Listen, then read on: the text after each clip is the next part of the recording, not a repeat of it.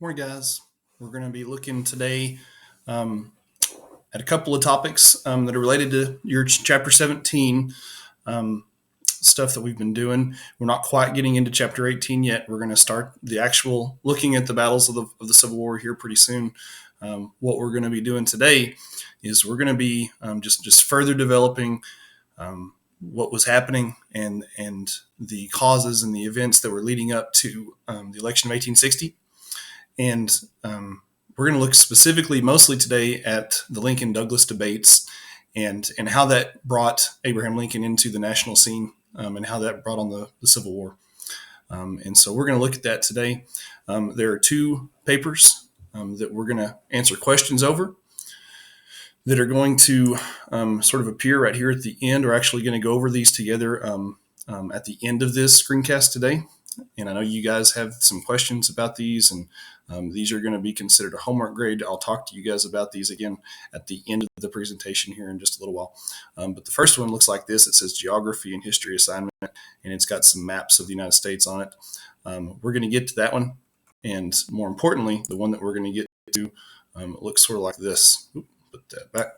This says up here, primary source activity, speaking on slavery.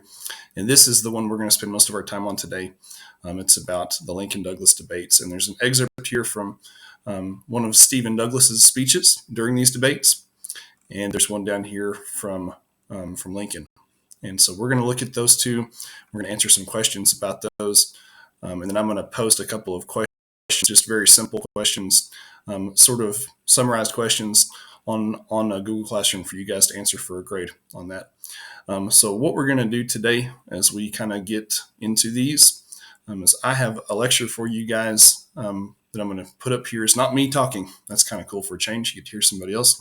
It's going to be a lecture from Gettysburg National Park. And they're going to be speaking about the development of these two, how they came onto the political scene, and they're going to be speaking on the debates specifically. And it's really, really good. And I want you guys to watch it.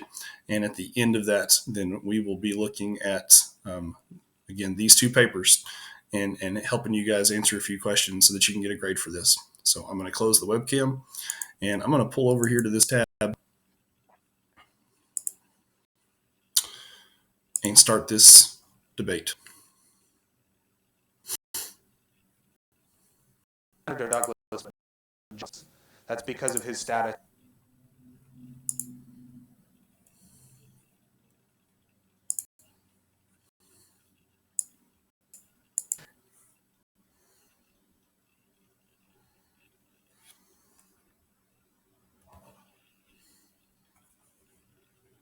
Welcome back, everyone.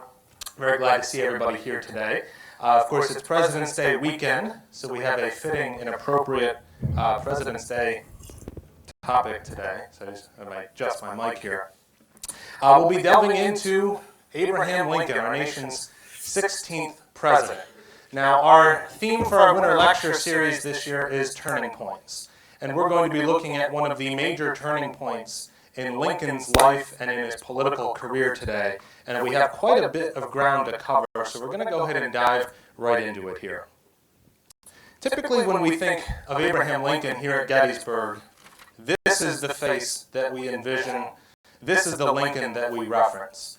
Lincoln's visit here, November 19th of 1863, really with the eyes of history on him, on the stage where he is the commander-in-chief, is attempting to lead the nation through this terrible civil war, taking the lives of hundreds of thousands of Americans, the nation really debating what it is going to be going forward, what freedom is in the United States going forward. This major struggle with Lincoln himself at the center of it, catapulting him to be perhaps our most famous, and I would say definitely our greatest president.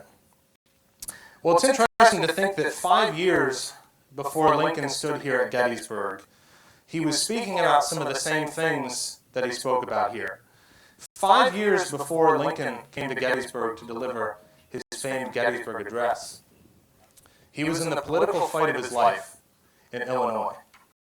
His face here doesn't yet have those famous whiskers yet. He's not yet aged by the stresses of war. This is a man who is fighting against a political giant, Stephen Douglas. He is in the fight of his life in more ways than one. And he and Douglas are engaged in a series of 7 debates across the state of Illinois in the midst of a particularly bitter and partisan campaign for an Illinois Senate seat. These debates centered on the institution of slavery and freedom in the United States. And it's interesting that Illinois is not a slave state, and yet this is the stage for some of the most poignant debates over slavery and freedom in the United States that occurred. Last weekend, you heard my friend and colleague, John Hoptak, speak about the Compromise of 1850 and how that was such a major event, a pivotal turning point in the eventual road towards civil war that occurred. I would say the Lincoln-Douglas debates are a similar turning point in that they help to frame the issues that are eventually at stake here in this Civil War. They frame this major argument as it would later emerge. But they're also a major turning point in that these debates catapult Abraham Lincoln from a state politician in Illinois to a national leader on these issues. The debates are published in newspapers across the country. They garner attention. Lincoln's name shoots upwards, and of course, 2 years later, he and Douglas end up squaring off again.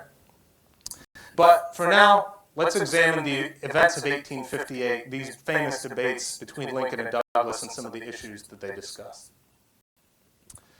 Before the debates, Abraham Lincoln really hadn't had a ton of success in his professional career.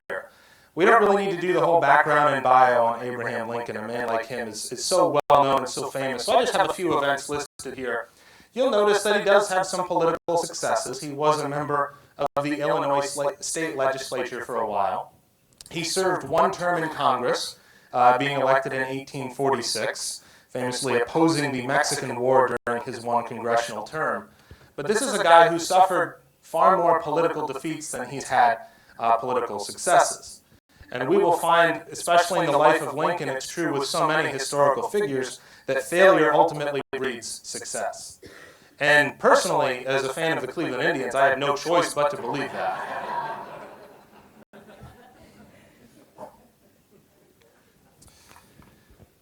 I always have to have one good joke in up front. By the early 1850s, Lincoln's political ambitions had been tempered, possibly for good. He had returned to his legal practice after his time in Congress, and it really didn't look like he was going to reemerge as a figure in the national debate over freedom and slavery. But slavery was very important for Lincoln during his political career and important for him personally. We can take his comments on slavery as being tepid or lukewarm today because he didn't boldly call for outright abolition during the 1850s. But the context of his time, as we're going to see as we go forward, is very important, especially the context of Illinois in the 1850s. But his position on slavery was the same as the nascent Republican Party. Stop the westward spread of slavery, return to the idea that the founding fathers had of restricting the spread of slavery, simply keeping it as a necessary evil that would hopefully die out. And that's one of the things that we're going to revisit from time to time, Lincoln's thoughts on this. Perhaps his most poignant quote on slavery is from a short fragment that he wrote right before these famous debates with Stephen Douglas in 1858 in August. As I would not be a slave, so I would not be a master. This expresses my idea of democracy. Whatever differs from this to the extent of the difference is not democracy. Well, of course, for the United States in the 19th century, slavery was inextricably tied to the westward expansion of the country. Every single time new territories were acquired, every single time a new state was being considered, the question was, is this new territory or state going to be slave or free?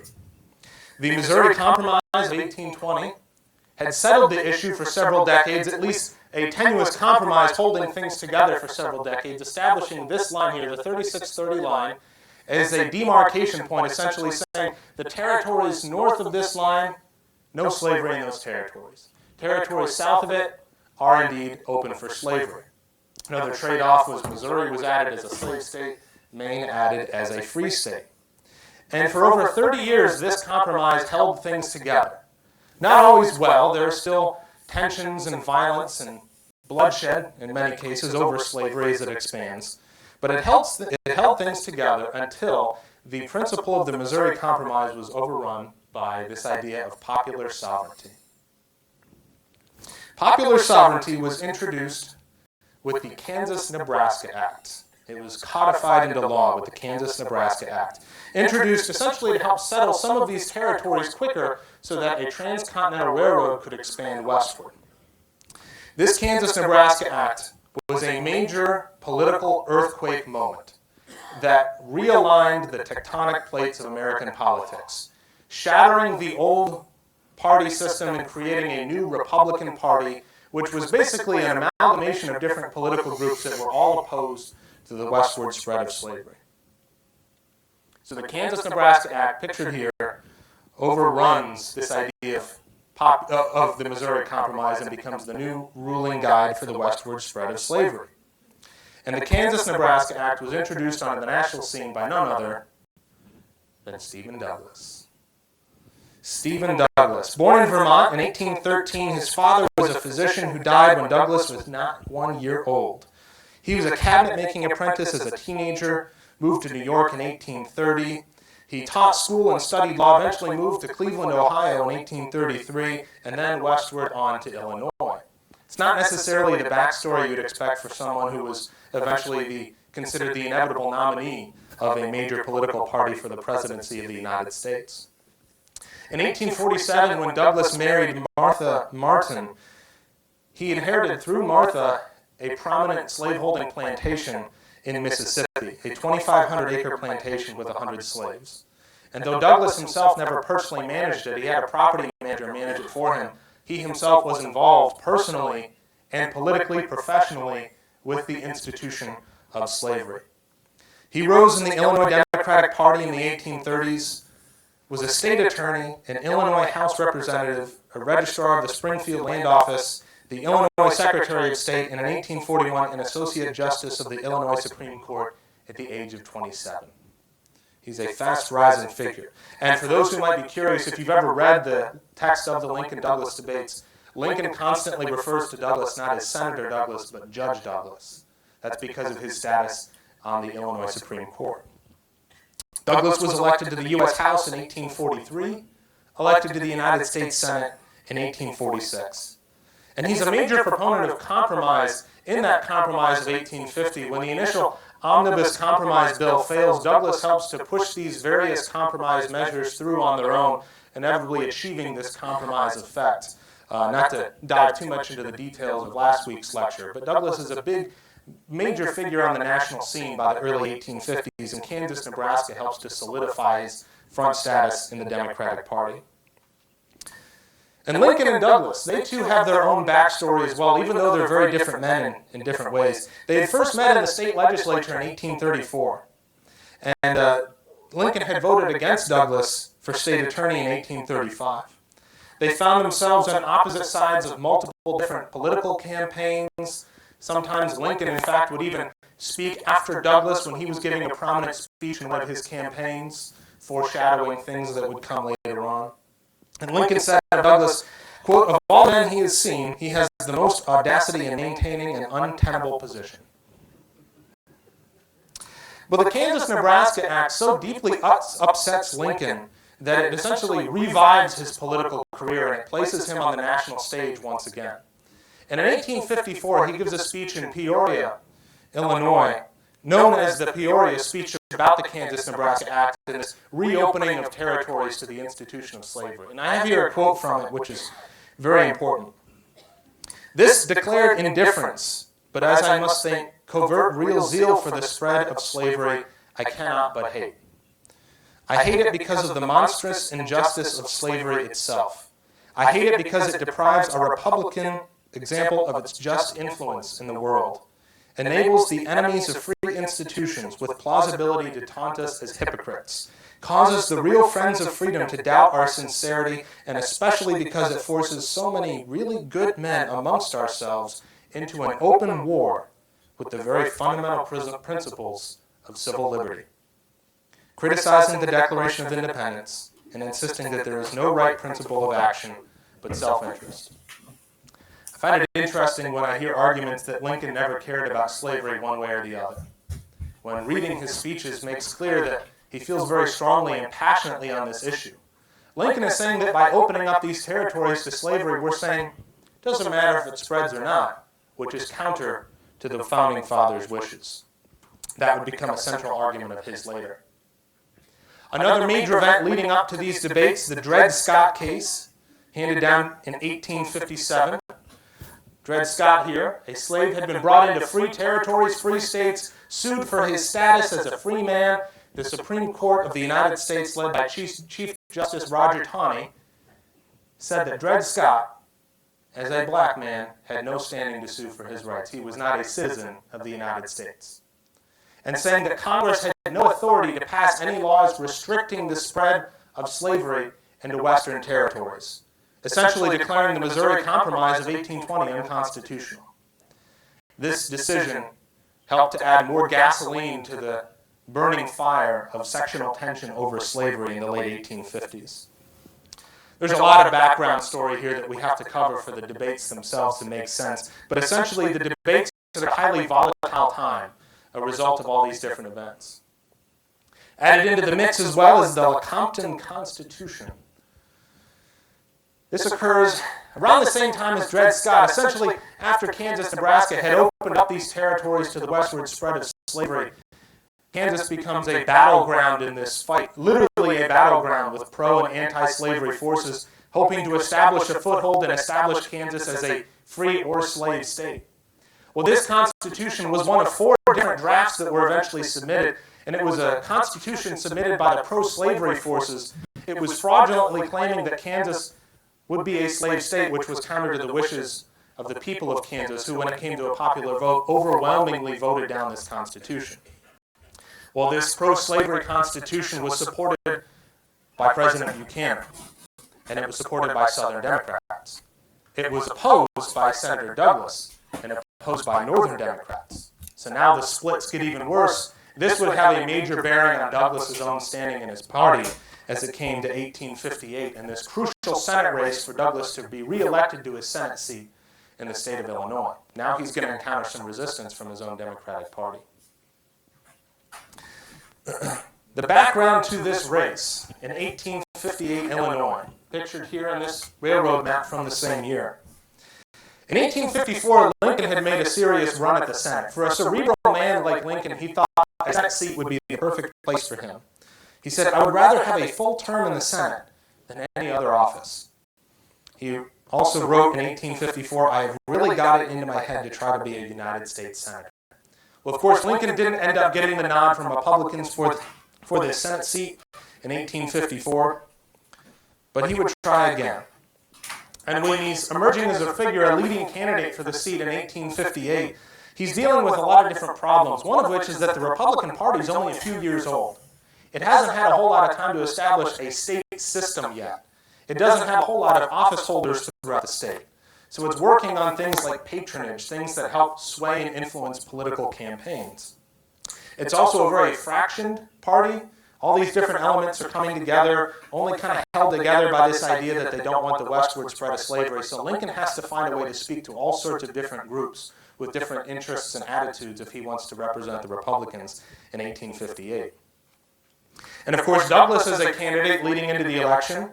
He is a giant figure in the Senate, though small in stature, of course. But Douglas is a leading candidate, but as I noted, there are fractions within the Democratic Party that are going to make it difficult for him to run as well. And in Illinois politics in 1858, they have to focus on different sections of the state.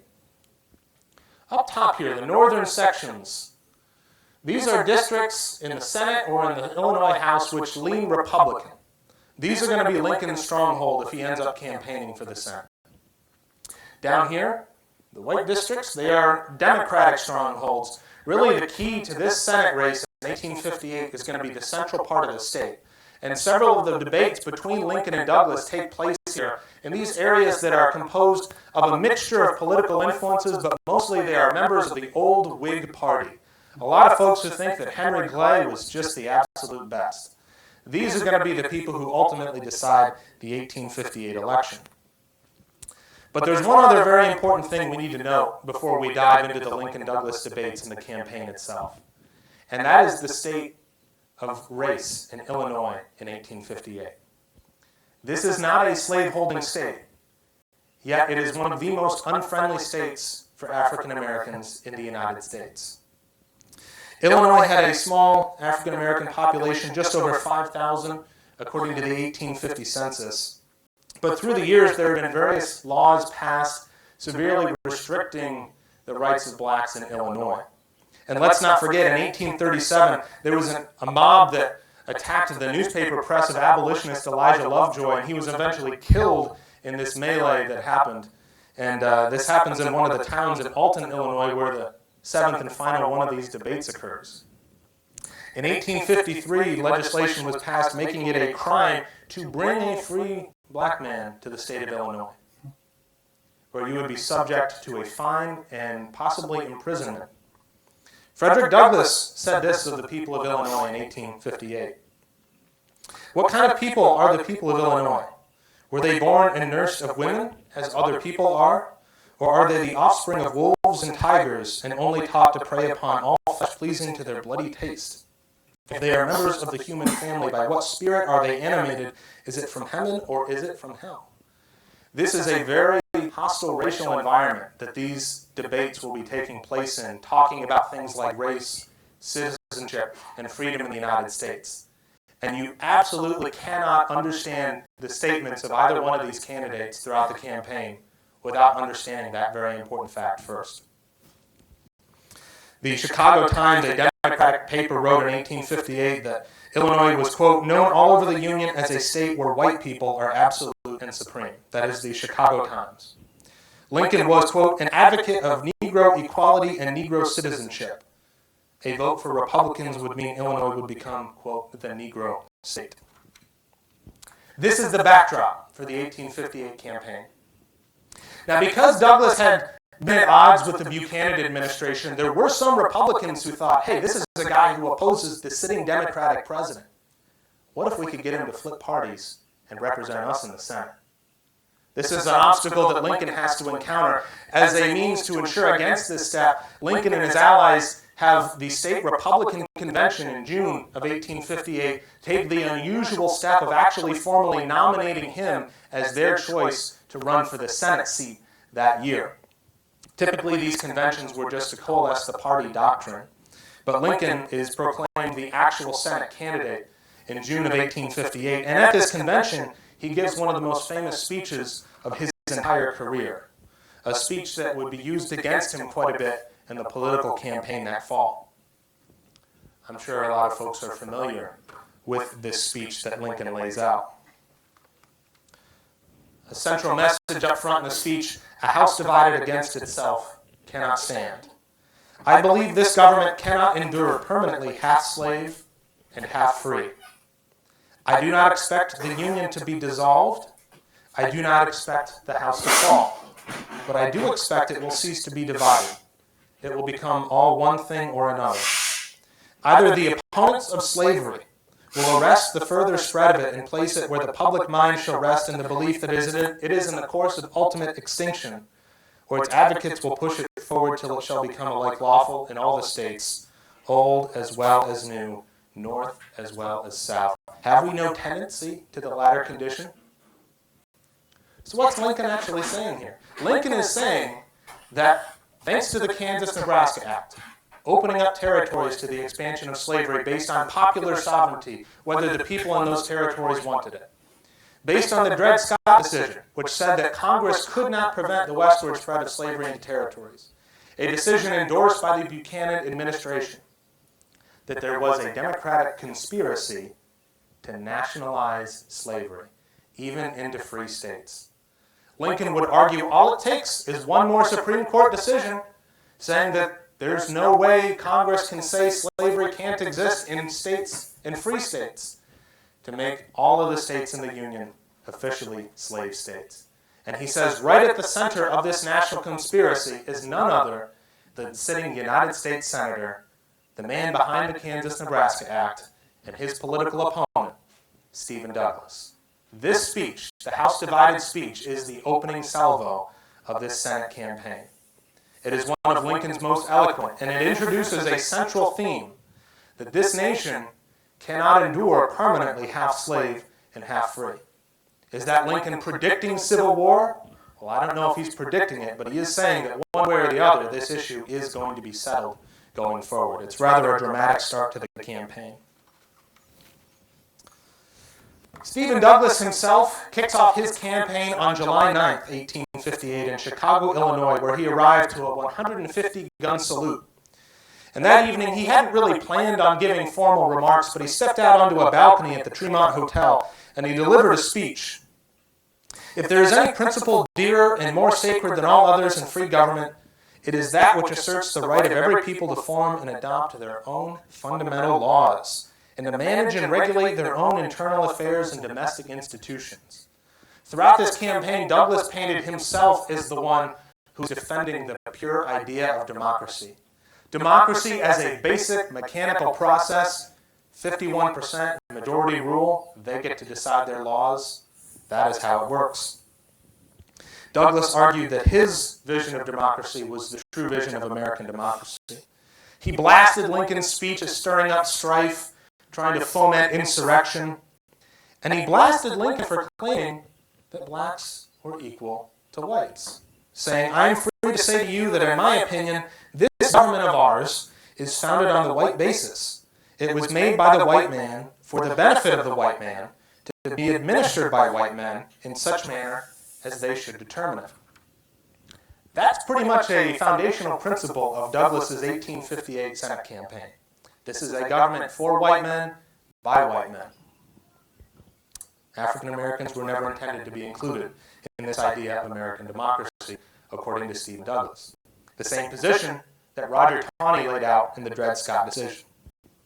Well, in the crowd that night, there was this tall lawyer, Abraham Lincoln, listening to Douglas's remarks. So Lincoln decided, I'm going to tomorrow night on that same hotel balcony.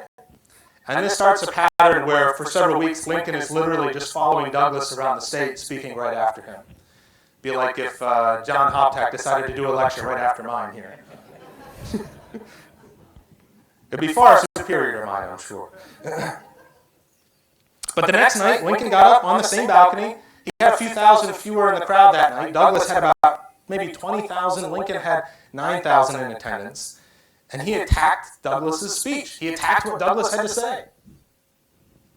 And it was a pretty bold speech given the current climate of Illinois in 1858. He defended his own House-divided speech, and he argued that slavery was morally wrong and that blacks and whites were equal in natural law. I have always hated slavery, I think as much as any abolitionist. I have been an old line Whig, I have always hated it, but have always been quiet about it until this new era of the introduction of the Nebraska Bill. He said towards the end of the speech, "My friends, let us discard all this quibbling about this man and the other man, this race and that race, and the other race being inferior, and therefore they must be placed in an inferior position, discarding our standard that we have left us. Let us discard all these things and unite as one people throughout this land until we shall once more stand up declaring that all men are created equal." Pretty bold speech for 1858 Illinois. And again, this is developing a pattern where Lincoln, for several weeks, is following Douglas around the state. The discussions are centering entirely around slavery and popular sovereignty, the idea of who is a citizen and what is freedom in this country. Now, the state Republicans in Illinois saw this, and they thought, well, we would like to have a little bit closer rein in over what Lincoln is saying in response to Douglas, and we don't want it to look like he's this little puppy dog following Douglas around the state. So let's go ahead and reach out to Douglas directly and see if we can negotiate some sort of a shared campaign schedule where they're going to make official joint appearances on the same stage together. Lincoln reaches out to Douglas, asking him if he would be interested in these joint appearances. And Douglas, he's not really thrilled about this idea. Stephen Douglas is a national figure. Lincoln is a state figure. If they're on the same stage together, who stands to benefit the most from that? Abraham Lincoln, right? But if Douglas dodges this, how's that going to look? This giant in the Senate is scared to debate this Senate candidate in Illinois? No. So Douglas agrees to do 7 debates. The 2 candidates had already spoken in 2 of the 9 areas, the 2 of the 9 congressional districts. So these are going to cover the other 7. And I'm going to use this map for a lot of the program here, showing where these debates are scattered throughout the state of Illinois. And the format was not one guy speaks for 2 minutes, and then there's a green light, or a red light. Then the other guy speaks for 2 minutes, and there's a red light. And then Jim Lair asks another question. That's not how this works. These are actual debates. They're actually covering issues and ideas, not 20-second sound bites. The leading candidate, Douglas is the sitting senator, so he gets to lead off in 4 of the 7. The leading candidate will do a 60-minute introduction. Then there's a 90-minute response, followed by a 30-minute rebuttal. Thankfully, we don't have our lecture structured that way. You're not going to be here for 3 hours. I don't think. But that's the format that is agreed to for these debates. 60-minute introduction, 90-minute response, 30-minute rebuttal. And you can see here, they're scattered all across the state geographically. And remember that map that we saw. The northern part of the state have a Republican, southern part of the state have a Democrat, middle part, those are the counties that really matter the most. And these debates are going to be printed in newspapers. As I noted earlier, they're reporters transcribing them with shorthand notations. So within 24 hours, they're being printed by papers in Chicago. Within 36 hours, people all across the country are reading the words of these debates. So these candidates are going to use these debates as a means for spreading their message far and wide. And that is going to be huge, especially for the career of Abraham Lincoln. Now, the 2 candidates together on stage would kind of create an odd sight. Notice how I arranged the pictures here. 2 distinctly different speaking styles, 2 distinctly different statures. One onlooker said, "I have never seen any other 2 public men appearing on the same platform so unlike." Lincoln was tall, lanky, and awkward. Douglas is short and stout and full of passion. He spoke with much quicker rate of speed, about 125 words a minute, as opposed to Lincoln's 100 words a minute. He had a voice like the roar of a lion, according to Carl Schurz. And in the lead up to the first debate, these candidates are campaigning, and they are campaigning in between the debates themselves as well. They're honing their message. And for Douglas, a big part of that is race-based attacks against Lincoln, saying that this is a man who, if he has his way, African Americans are going to be citizens, they're going to be candidates for public office in Illinois. He is a black Republican candidate. Some of the slogans used by the Democrats were, "Beware the advocates of Negro equality," and "Fight and overthrow the Black Republican Party." Another thing to note for Lincoln, on top of taking on one of the most famous senators in the country, he still has to deal with his legal practice. So he's juggling a lot. The first debate, August 21st of 1858 in Ottawa, Illinois.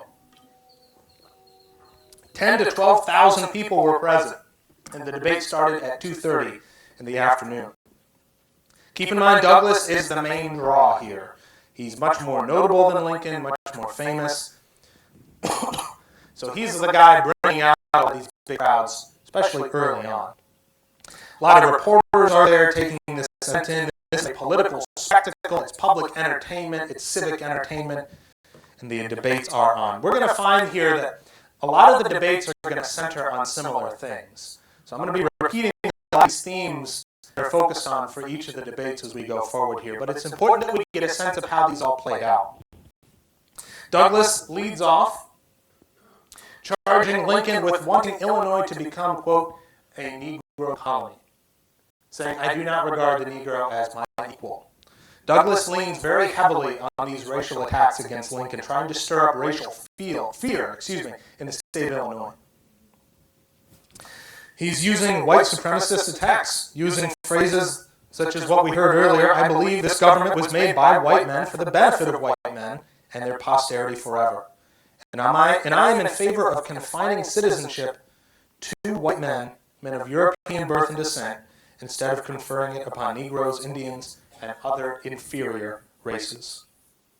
Douglas asked Lincoln a series of questions here, hoping to force him into a corner on these issues, such as Would he advocate the repeal of the fugitive slave law? Did he oppose the interstate slave trade? Would he ban slavery in territories below the Missouri Compromise line? And would he ban further territory acquisitions unless slavery was prevented in them? Now, when Lincoln rises, he oddly kind of dismisses Douglas's questions. Now, in all likelihood, that's because Lincoln was not a very good off-the-cuff speaker. He had his notes, he had his prepared remarks, and he tried to stick to them. He would eventually address Douglas's questions, but he doesn't do that right away in the first debate at Ottawa. He goes on the defense saying, "I have no purpose to introduce political and social equality between the white and the black races." But he also notes that while he is not campaigning to introduce equality between the races, remember, 1858 Illinois, his campaign's dead if he says anything otherwise.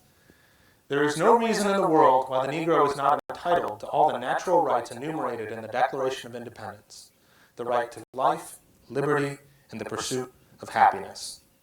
Saying that we can debate or the equality of blacks in the political sphere is one matter. Lincoln was sticking to his argument. According to natural law and the Declaration, African Americans were citizens of this country and they deserved to be treated with basic equality. He attacked Douglas's idea of popular sovereignty as nothing less than the perpetuity and the nationalization of the institution of slavery.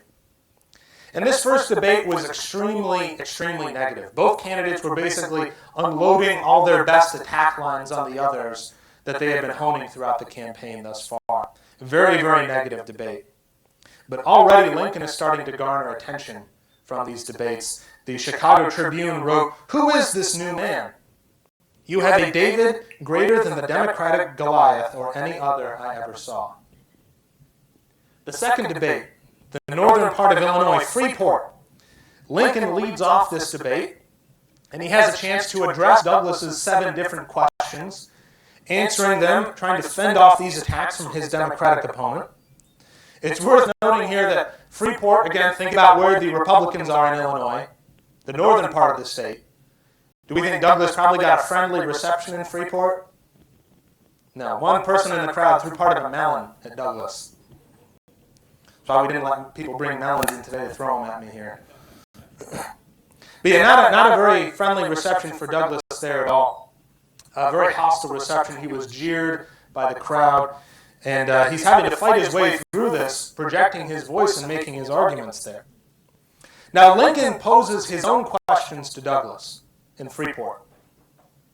One of those questions is asking Douglas, could popular sovereignty be used to prevent slavery from its expansion into territories and states? Now hold on a second here. How does that make sense? If Lincoln is saying that popular sovereignty is nothing less than spreading slavery west, why would he give Douglas a chance to say that's not true? Lincoln, in this question known as the Freeport question, is setting a political catch-22 trap for Stephen Douglas. If Douglas says, no, slavery could not be excluded in the territories, his campaign in 1858 is in deep trouble. If he says, yes, popular sovereignty could lead to slavery being excluded in these territories, how is that going to play with Southern Democrats who Douglas needs 2 years later in 1860? Lincoln had a brilliant legal mind. It was said that in a court case, if there were 7 crucial points, Lincoln could concede 6 of them, knowing that without the 7th point, the first 6 didn't really matter all that much. He had a brilliant strategic mind for analyzing problems and thinking tactically on how to solve them. This Freeport question is part of that. Lincoln said that he was, quote, killing larger game. The Battle of 1860 is worth 100 of us. He was hoping to alienate Southern Democrats from Stephen Douglas, which, as we'll see later, is exactly what happened. But this debate, overall, Lincoln is doing quite well early on in these debates, establishing himself as a viable opponent for Douglas. The third debate, taking place in the deep southern part of the state, heavy Democrat area, a very pro-slavery part of Illinois. Douglas led off claiming that Lincoln was radicalizing politics, radicalizing the old Whig Party, making it an abolition party, trying to push through his own ideas, stirring up strife, calling up insurrection with this house divided speech. And yet again here we see this quote, "I hold that this government was made on the white basis by white men for the benefit of white men and their posterity forever." Lincoln's arguments evolved as the debates progressed. Douglas kept hammering the same point over and over and over again. He uses this language in almost every single debate about the founding of the American government. Lincoln responds by saying that the founding fathers did not intend slavery to flourish, but for it to be restricted, not expanding westward. And he presses Douglas on whether or not he would support federal laws protecting slavery in the territories. Douglas pivots and defends popular sovereignty once again. Again, the issues are pretty similar in these debates as they go back and forth. The fourth debate, Charleston, Illinois, in the eastern part of the state. Lincoln leads off, and he leads off with some language addressing these racial attacks that Douglas has been launching towards him. This is what Lincoln says early on in the debate. "I will say then that I am not, nor ever have been, in favor of bringing about in any way the social and political equality of the white and black races. That I am not, nor ever have been, in favor of making voters or jurors of Negroes, nor of qualifying them to hold office, nor to intermarry with white people. And I will say in addition to this that there is a physical difference between the white and black races, which I believe will forever forbid the two races living together on terms of social and political equality." Those are words that Lincoln historians have grappled with for generations. Those are very difficult words to hear from our 16th president on issues of racial equality. Very difficult words to swear. A couple key things to keep in mind. Lincoln is a product of his time. He holds similar racial attitudes to others in his time. He does not hold racial attitudes of our day today. It's also important to keep in mind that had he not addressed these attacks against him by Douglas, his campaign would have been in major trouble. Remember everything we talked about that context of Illinois in 1858. Not necessarily making an excuse for Lincoln saying these things, but helping to explain why he was saying them and explain his own attitudes on this issue. Though his comments make us cringe, we have to remember the context of this, and that especially here in Charleston, he's speaking in a heavy former Whig area, one which, though supportive of preventing slavery's spread, was not very friendly to African Americans. This is a state, keep in mind, where laws had been passed preventing African Americans from immigrating there. Lincoln reiterated that his official purpose was to oppose the Kansas-Nebraska Act and oppose slavery because it was morally wrong. And I think when we consider that together with Lincoln's comments on race, we can see that while he is still subject to the racial attitudes of his time, he is speaking out and saying that slavery is morally wrong and it should be opposed and put on the course of ultimate extinction. Douglas says he's glad he finally got Lincoln to make some comments on racial issues, though Lincoln didn't go far enough in denouncing African Americans in Illinois. And the back and forth in Charleston centers predominantly on these racial issues, on these questions. Lincoln reiterating that slavery was wrong and should be restricted, while Douglas believes that it's simply part of ordinary life. And this is a new wrinkle to Lincoln's argument, something which would occur more increasingly as the debates go on. Slavery was wrong. Lincoln believed slavery was wrong. Douglas thought it was just another political issue, not a matter of morality. The fifth debate in Galesburg, Illinois, October 7th, 1858. Takes place at Knox College. Over 15,000 people in attendance.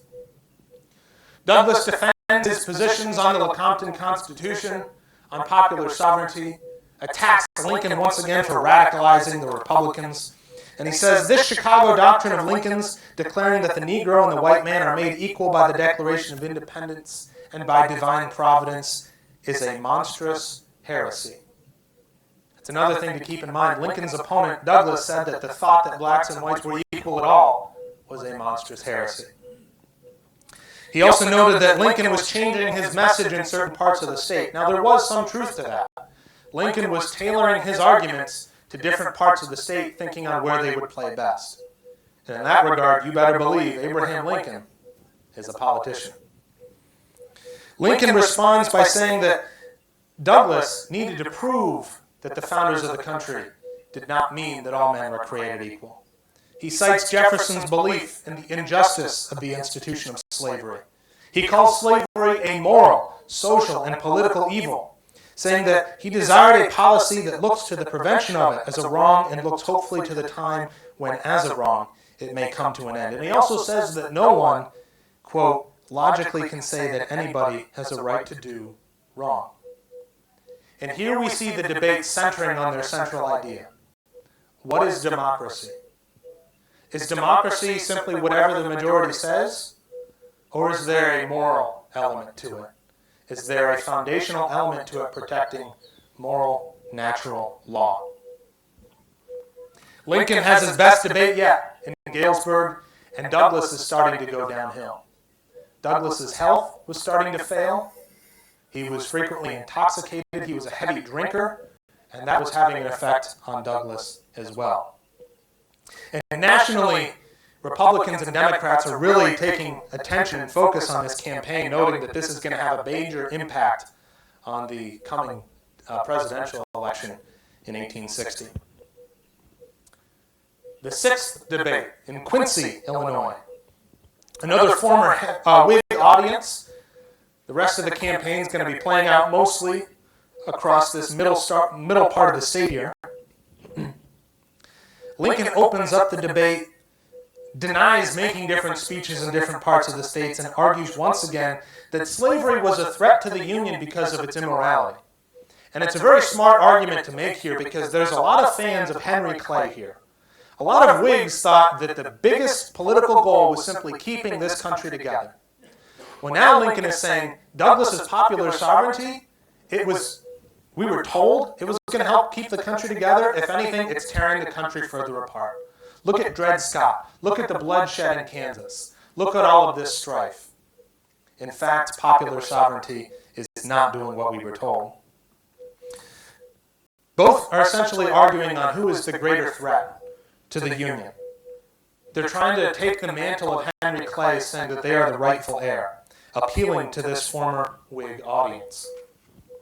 Lincoln once again arguing that Douglas was nationalizing the institution of slavery. And for Lincoln, all of this is building up to the seventh and final debate in Alton, Illinois, on October 15th of 1858. Only a few thousand were in attendance there. This is the town where Lovejoy had been killed by a mob. The abolitionist Lovejoy had been killed in 1837. Douglas leads off, his declining health evident to everyone in attendance, claiming that once again he was fighting for the proper American spirit of equality, reiterating his arguments from throughout the campaign, blasting Lincoln with attacks, saying he was an abolitionist seeking equality between the races. Lincoln's response claimed that he was the rightful heir of Henry Clay, criticizing the Dred Scott decision, saying that the Founding Fathers intended for slavery to be restricted. And he centers on his most powerful argument of the entire debates. Slavery was wrong, and, quote, Douglas, he cannot say people have a right to do wrong. Slavery was fundamentally wrong, and as such, a threat to the very basis of democracy. That is the real issue. That is the issue which will continue in this country when these poor tongues of Judge Douglas and myself shall be silent. It is the eternal struggle between these two principles, right and wrong, throughout the world. They are the two principles that have stood face to face from the beginning of time and will ever continue to struggle. The one is the common right of humanity, and the other, the divine right of kings. It is the same principle in whatever shape it develops itself. It is the same spirit that says, you work and toil and earn bread, and I will eat it. No matter in what shape it comes, whether from the mouth of a king who seeks to bestride the people of his own nation and live by the fruit of their labor, or from one race of men as an apology for enslaving another, it is the same tyrannical principle. Lincoln's argument that slavery was morally wrong was an argument about the basis for democracy. If we're not all equal, how does democracy work? If there are superior and inferior classes in society, that is the divine right of kings, ladies and gentlemen. Slavery declares that there is an entire race of people that is inferior. You can't have a democracy unless there is equality. Accepting slavery was to accept dehumanization and a hierarchy of inferiority and superiority. Douglas's rebuttal to Lincoln simply rehashed his arguments from throughout the campaign, and the debates came to a close. For a few more weeks, the campaign continued as both candidates struggled to get out their message. Election day came November 2nd of 1858. And another very important thing to keep in mind here, this is before the 17th Amendment. Lincoln and Douglas aren't actually candidates on the ballot.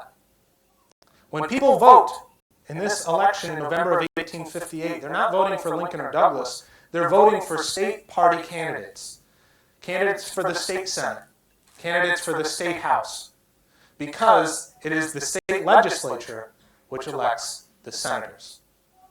Another major obstacle which Lincoln faced, in 1855, Illinois Democrats had redrawn districts to favor them.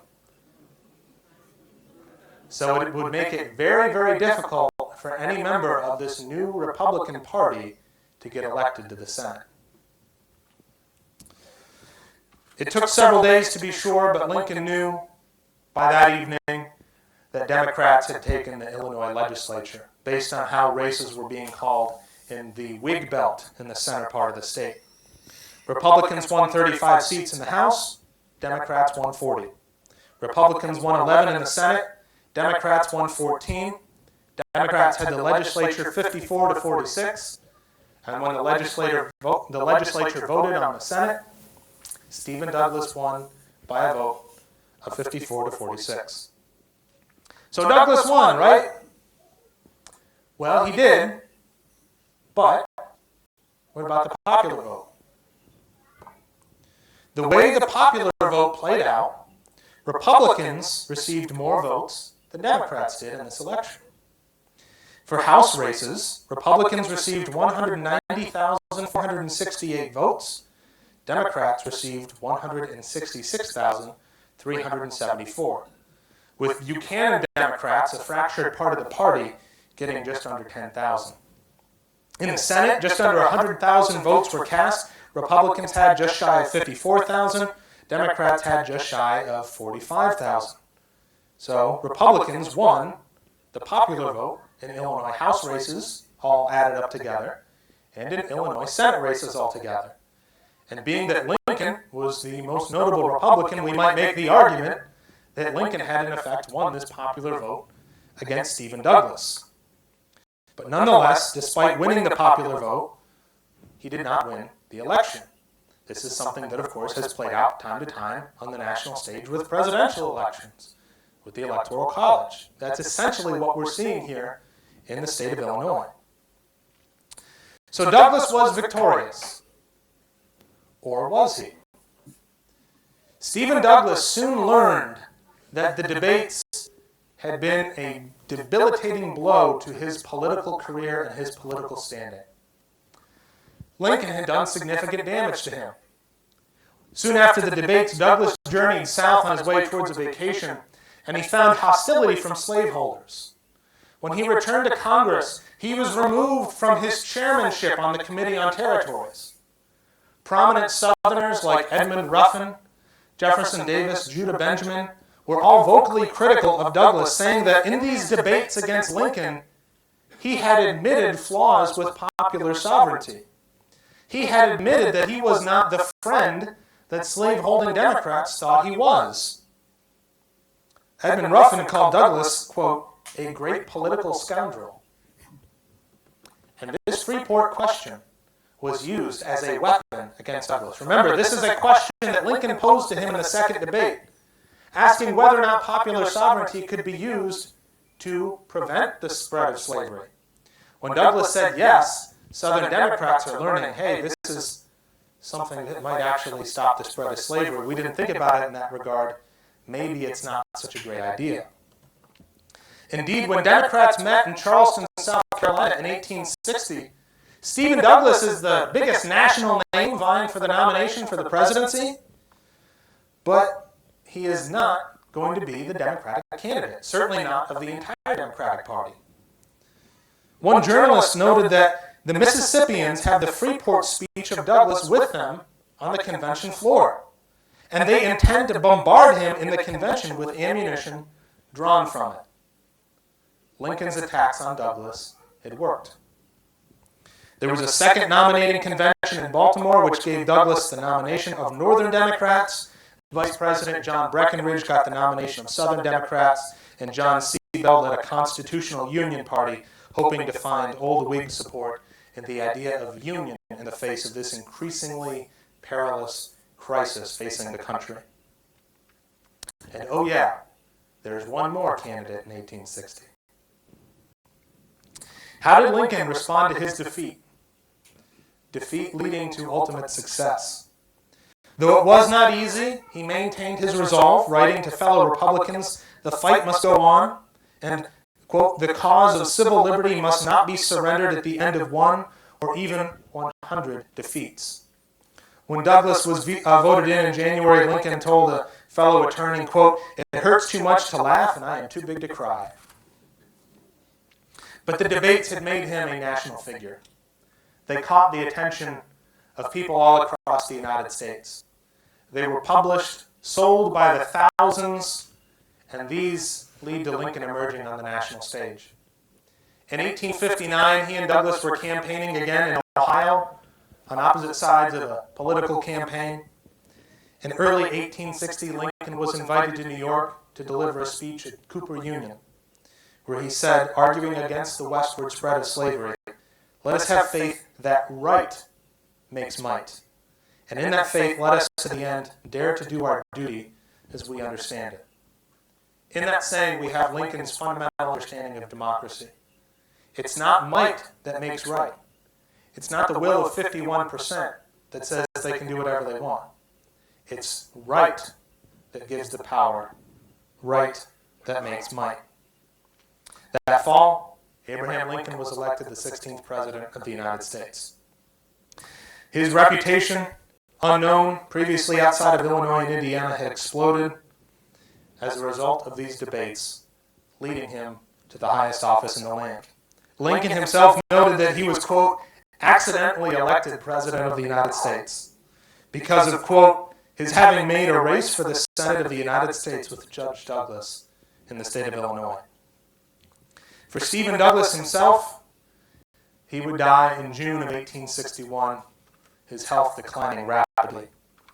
For Lincoln, the man who debated Douglas across the state of Illinois, saying that he was not an abolitionist, that he simply sought to stop the westward spread of slavery, ends up becoming known as the Great Emancipator. Once he is president, once in the midst of this war he sees an opportunity to strike down slavery, he issues his Emancipation Proclamation. Certainly a progression, an evolution from his position in the campaign in Illinois, but it's just a few years afterwards that Lincoln signs the single most important presidential action in American history. Of course, Lincoln himself only had a few more years to live. In that seventh debate, he made mention, when these poor tongues of Judge Douglas and myself shall be silent. Pictured here is Douglas's tomb in Chicago and Lincoln's tomb in Springfield. What is the lasting significance of these debates? They were a turning point for Lincoln, making him a national figure. They were a turning point for the country, focusing in this debate on slavery. Now, the memory of them sometimes suggests that these debates were the ancestor of our modern presidential debates. That's not really true. If you've watched one of the modern presidential debates, they really have nothing in common with the Lincoln-Douglas debates. As I noted earlier, it's these 30-second sound bites going back and forth. The Lincoln-Douglas debates were some serious material, such as what we covered here today. But these debates were so important because of their impact on the candidates, because a millstone around Douglas's neck and boosting Lincoln to the presidency, but they were also a turning point for the nation, helping to narrow in this focus on what is democracy, what is the importance of this. The eternal struggle between these two principles. What is right? What is wrong? What is the basis of American democracy? And as we said at the outset, it's just 5 years that separates the 1858 Senate candidate Lincoln from the Lincoln who's here at Gettysburg. And he's talking about the same thing. Lincoln said on his way to Washington, D.C. in February of 1861, he stopped in Philadelphia and he said he has never had a political sentiment that was not based in the Declaration of Independence. The Declaration of Independence, Lincoln said, recalling Proverbs, was an apple of gold enshrined in a frame of silver, which was the Constitution.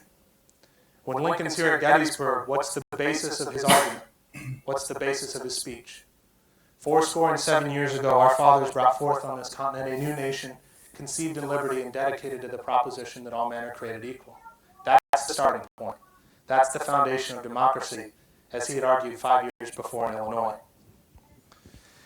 38 years after the debate in Galesburg, Lincoln's son, Robert Todd Lincoln, journeyed back to Knox College, and he spoke of what this speech that his father gave, these debates that his father had taken part in, what they meant for the country. The issues of 1858 have long been settled. My father called the struggle one between right and wrong. In spite of the great odds against him, he battled on, sustained by conscience and supported by the idea that when the fogs cleared away, the people would be found on the side of right. He was right, and today not a man could be found who would not resist the evil against which he protested. This should give us confidence in our own battles against evils of our own times. Now, as then, there can be but one supreme issue, that between right and wrong. In our country, there are no ruling classes. The right to direct public affairs according to his might and influence and conscience belongs to the humblest as well as to the greatest. The elections represent the judgments of individual voters. Perhaps at times, one vote can destroy or make the country's prosperity for 30 years. The power of the people, by their judgments, expressed through the ballot box to shape their own destinies, sometimes makes one tremble. But it is in times of danger, critical moments, which bring into action the high moral quality of citizenship in America. The people are always true. They are always right, and I have an abiding faith that they will remain so. What Robert Todd Lincoln said, that's the argument his father made in 1858 in Illinois. It's the argument his father made here at Gettysburg 5 years later in 1863. And without those debates, I don't think Lincoln ever finds his way here to Gettysburg. I want to thank you folks for joining us here this afternoon. Thank you for taking part in our lecture series. And if you have any questions, I'd be more than happy to answer them. Thank you.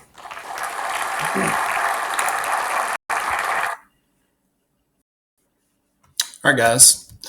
That was touched long and really, really deep. I hope you guys made it to the end of that. Seriously, that needs to be something that you guys watch, especially this day and age whenever we look at things and we think to ourselves, man, that's too long, too much work, too much effort.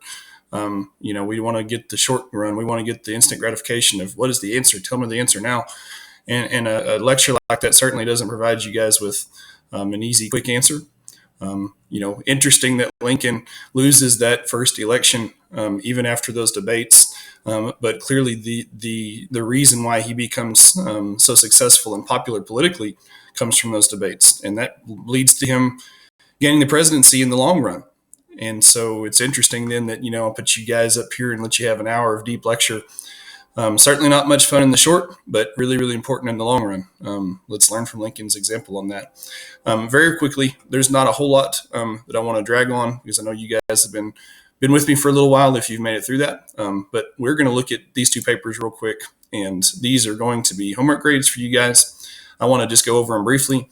I want to look at the questions and give you guys a good idea of what the answers probably need to sound like, and then I'm going to steal Just copy paste maybe one question from each of these down here. I'll steal one of these and put it on Google Classroom and let you guys answer it on there for a grade today.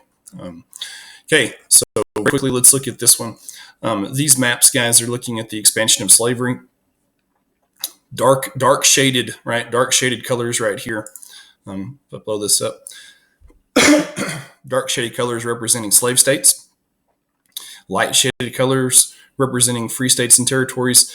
And then the early maps, of course, are just going to have big giant blank areas where there's just nothing on there. Like 1821, prior to the Mexican-American War, prior to the annexation of Texas. All of this is it's just not our territory. It's something else.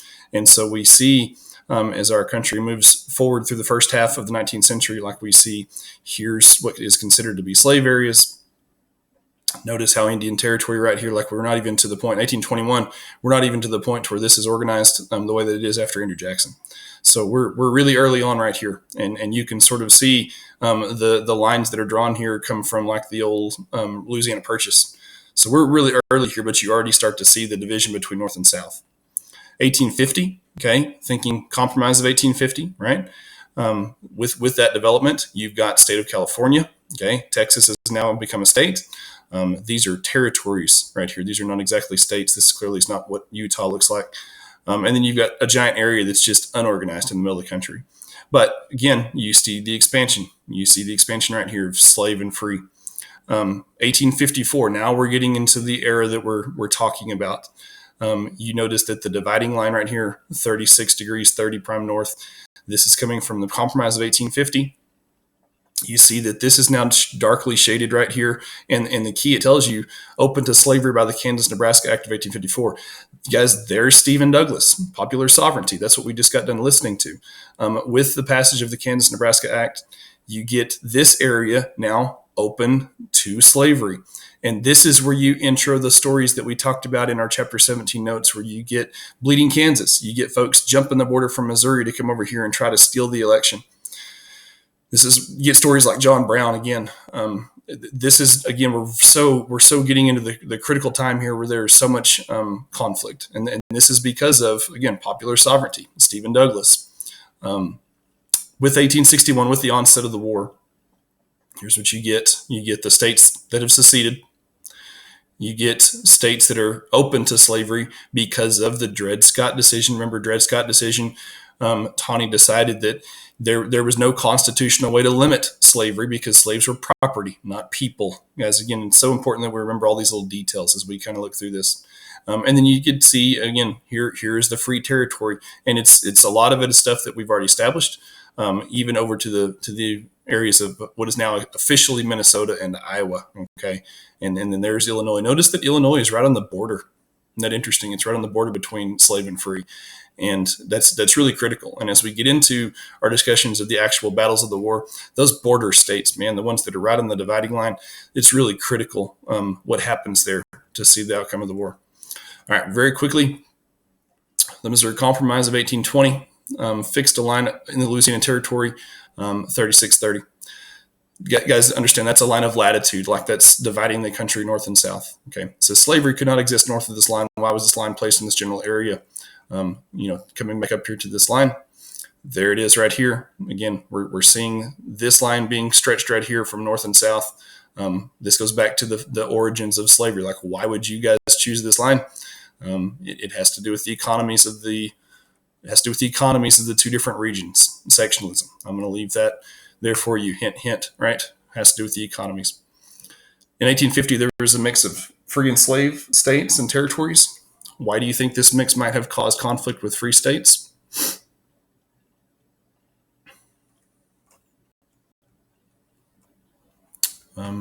We've talked so much about this, right? Why would there be conflict between slave and free?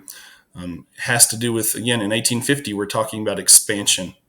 Okay, I think your answer should include something about expansion right here. And with expansion, as we've said many, many times, it has to do with the political balance of power. So there's your hints for that question. According to the 1854 map, how are the areas in the far western regions classified? What did we call these areas? Are they officially states? Are they a different word? How are we describing these?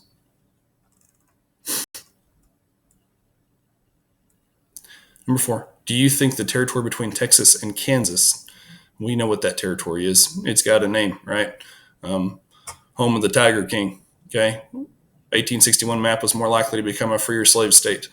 What do you think about the future state of Oklahoma? Okay, what do you think about that? What's going to happen to that? In your opinion, if you look at it geographically, what do you think would happen to that? Slave or free? What do you think? Number 5, what can you infer about the northeastern states by looking at the maps? All of the time, every map, we look at the northeastern states, they are very well established whether they are going to be slave or free. What can you tell me about those northeastern states?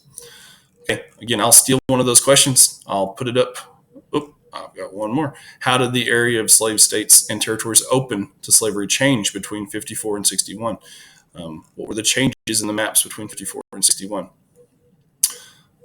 Again, right here, Dred Scott decision. Man, that was the big deal, because when the Supreme Court decided that Dred Scott was not a citizen, that he was owed no citizenship rights, he was essentially property, and therefore there was no way for them to restrict a person's property. That's what they said. Okay, look at the changes in the map now. All of these territories that were going to be considered free territories, I know they're not going to be considered that any longer. Now they're basically going to be considered what they're open to slavery. There's no way the Constitution can prohibit it. That's what he's saying.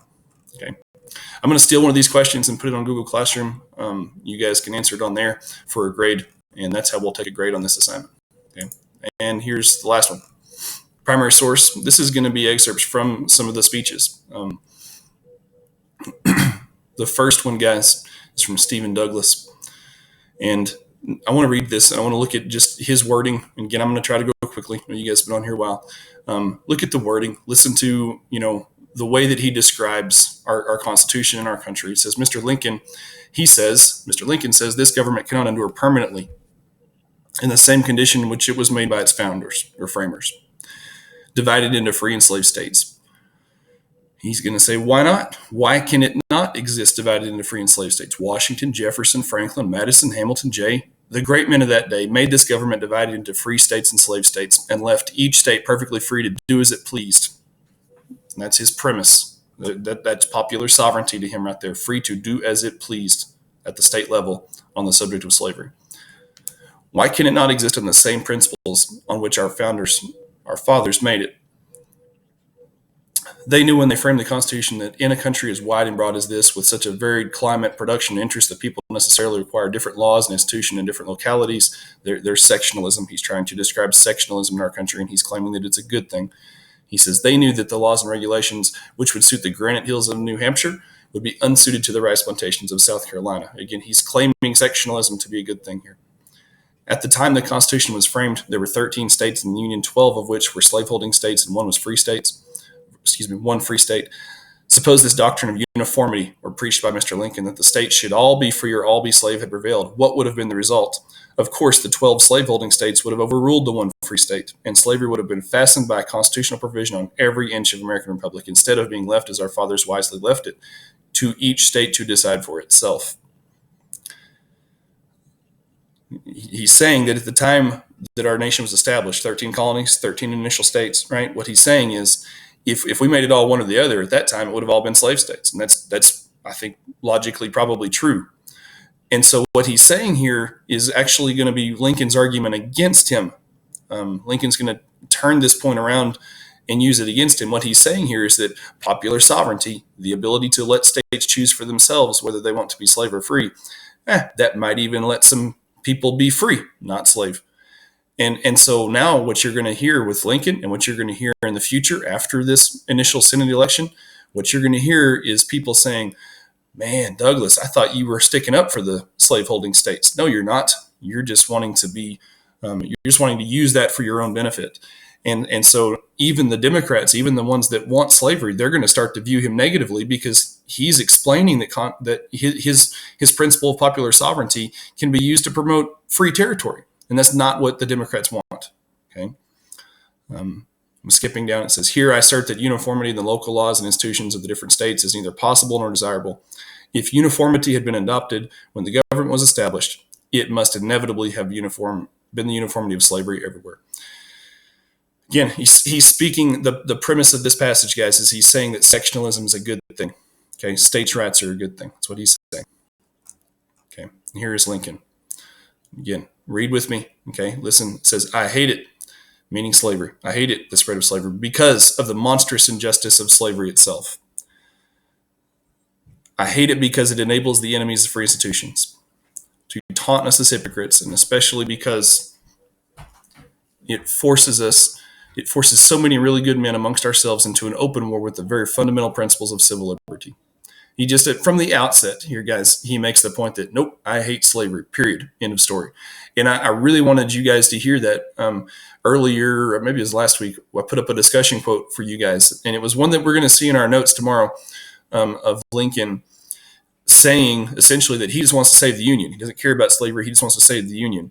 And that was discussed in the lecture that we just watched, because early on in his presidency, early on in his political career, he primarily wanted to save the Union. And the further that he got into the Civil War, the further that he gets into his presidency, he just, his underlying feelings come out. He hates slavery. And so I wanted to clear that up, because the quote that I put up for discussion for you guys makes it sound as if he doesn't care about slavery at all. It's great. It's awesome. And that's not true. His primary concern early on was the preservation of the Union, but slavery is something that he's emotionally stirred against. And so that's what this says. He goes on. Judge Douglas, when he undertakes to say that because I think this nation, so far as the question of slavery is concerned, will all become one thing or the other, and that I am in favor of bringing about a dead uniformity in the various states and all their institutions, he argues erroneously. The great variety in the local institutions of the states are bonds of union. They do not make, quote, a house divided against itself, but they make a house united. If they produce in one section of the country what is called for by the wants of another section, and this other section can supply the wants of the first, they are not matters of discord, but bonds of union. But can this question of slavery be considered as among these varieties in the institutions of the country? I leave it to you to say whether, in the history of our government, this is a great point, guys, listen to this. In the history of our government, this institution of slavery had not always failed to be a bond of union, and on the contrary, has been an apple of discord. He's saying, guys, the point of his passage here is that we cannot be brought together in unity with the institution of slavery. Slavery, historically, that's what he says here, is always going to be something that brings division to our country. That's his point.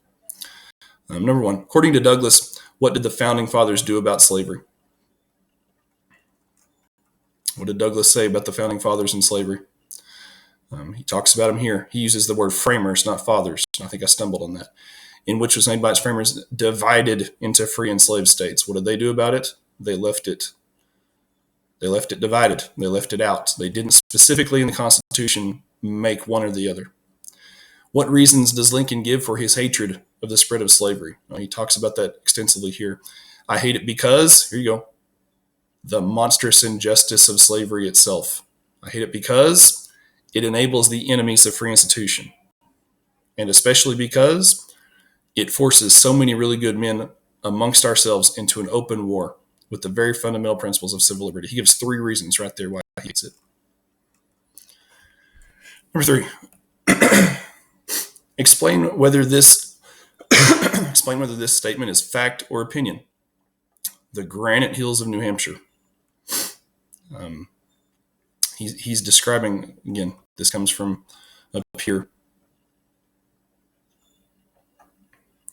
They knew the laws and regulations which would suit the granite hills of New Hampshire. He's describing geographically the area of New Hampshire. Is that little part of the sentence fact or opinion? I'll leave that for you to answer. Number 4, how do the views of Douglas and Lincoln differ about slavery? This is going to probably take more than 3 lines. How do the views of them differ about slavery? Again, Douglas, guys, he's famous for, here you go again, popular sovereignty, meaning he wants to allow the states to vote for themselves whether or not to allow it. He's taking that middle ground. He's trying to please the Southern Democrats who are slaveholders and at the same time appears a moderate. He's promoting expansion of future territories by letting them vote for themselves. How does Lincoln view slavery? He hates it. Period.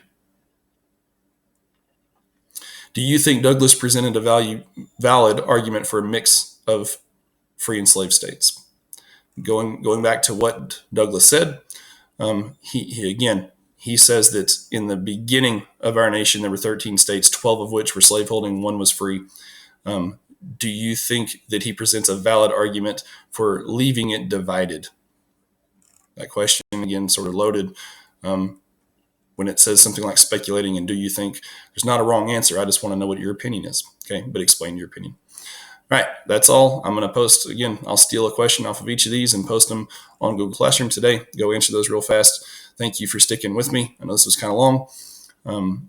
Appreciate you guys and miss you. Hope you're doing good.